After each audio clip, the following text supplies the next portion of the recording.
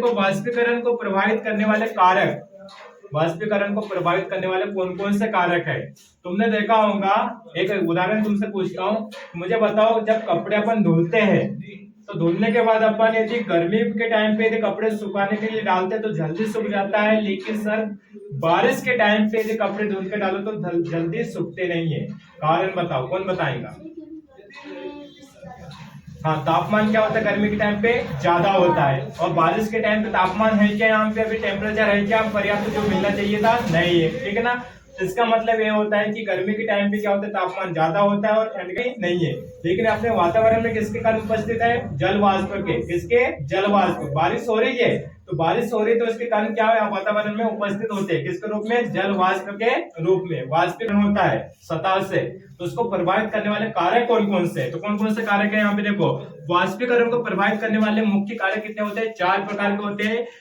सतही क्षेत्रफल, अगला कौन सा, तापमान में वृद्धि, अगला कौन सा, आर्द्रता, नहीं तो आर्द्रता को बोलते हैं अपन नमी, जो कि मैंने बताया कि बारिश के टाइम पे क्या हो जाती है, वातावरण में नमी आ जाती है, ठीक है ना, उसको बोलेंगे आर्द्रता। और चौथा नंबर का है वायु की गति। आगे बात समझ में, वायु की गति। ये 4 प्रकार के आते हैं तुम्हारे एग्जाम में कि वाष्पीकरण को प्रभावित करने वाले कोई 2 कारकों के नाम लिखिए, ना तो उसका वर्णन कीजिए, ना तो कितने प्रकार के वाष्पीकरण को प्रभावित करने वाले कारक है इसका वर्णन करके बताइए। आता है वेरी आईएमपी क्वेश्चन है एमपी बोर्ड के लिए। आगे बात समझ में, तो इस तरीके से इसके नाम लिख के आ जाना, सतही क्षेत्रफल, तापमान में वृद्धि, और आर्द्रता में, आर्द्रता नहीं तो नमी, और इसके बाद यहाँ पे वायु की गति, नहीं तो आर्द्रता में वृद्धि को लिख सकते तुम लोग, ठीक है ना।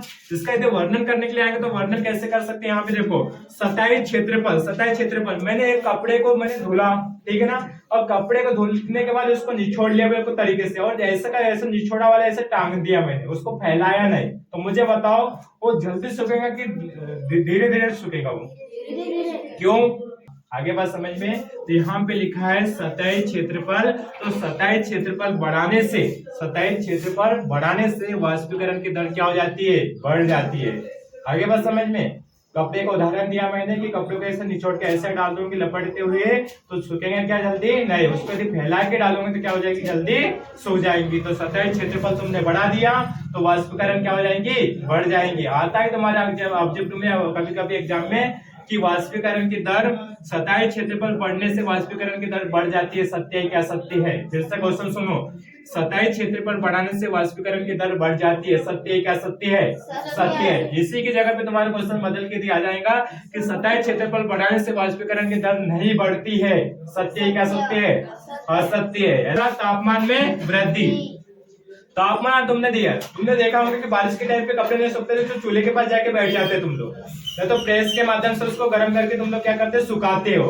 तो तापमान में वृद्धि, तापमान यदि बढ़ाओगे तो वाष्पीकरण की क्या वाष्पीकरण की दर क्या हो जाएगी, बढ़ जाएगी।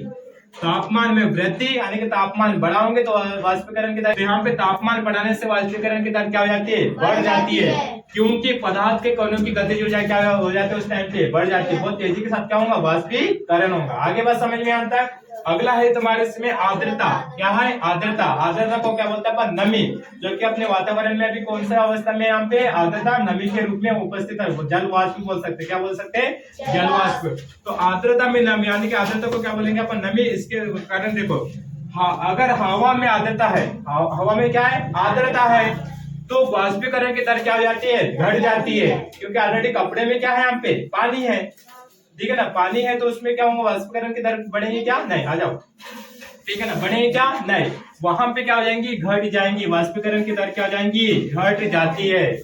यदि पानी की उपस्थिति, आर्द्रता पहले से ऑलरेडी वातावरण में उपस्थित है तो क्या होंगे, वाष्पीकरण की दर क्या हो जाती है, घट जाते हैं। जल्दी कपड़े सूखेंगे क्या, नहीं सूखेंगे, तो उसका वाष्पीकरण क्या हो जाएगा, घट जाएगा। आगे बात समझ में, 2 कंडीशन में सतही क्षेत्रफल बढ़ाओगे तो वाष्पीकरण बढ़ेगी, तापमान में वृद्धि करोगे तो वाष्पीकरण की दर क्या होंगी, बढ़ेगी, और यहाँ पे आर्द्रता में यदि वृद्धि करोगे, आर्द्रता में वृद्धि करोगे तो वाष्पीकरण की दर क्या हो जाती है, घट जाती है। आगे बात समझ में। अगला है तुम्हारा वायु की गति। मुझे बताओ, कभी कभी तुमने देखा होगा घरों पे कि कपड़े को अंदर मत डालो, उधर आंगन में डालो तो जल्दी सूख जाएंगे, नहीं तो हवा में डालो। सुना है ऐसा? ठीक है ना। तो यदि वायु की गति के संपर्क में यदि आता है कोई सतह, यदि अगर वायु की गति बढ़ जाती है तो वाष्पीकरण की दर भी क्या जाती है? बढ़ जाती है। क्या हो जाती है? बढ़ जाती है। तो मुझे बताओ 3 कारण कौन कौन से? सतह क्षेत्रफल बढ़ाओगे तो वाष्पीकरण की दर बढ़ेगी, तापमान बढ़ाओगे तो वाष्पीकरण की दर बढ़ेगी, आर्द्रता बढ़ाओगे तो वाष्पीकरण की दर घटेगी, और वायु की गति यदि बढ़ाओगे तो वाष्पीकरण की दर बढ़ेगी। आगे बात समझ में? डाउट नहीं? याद रहेंगे?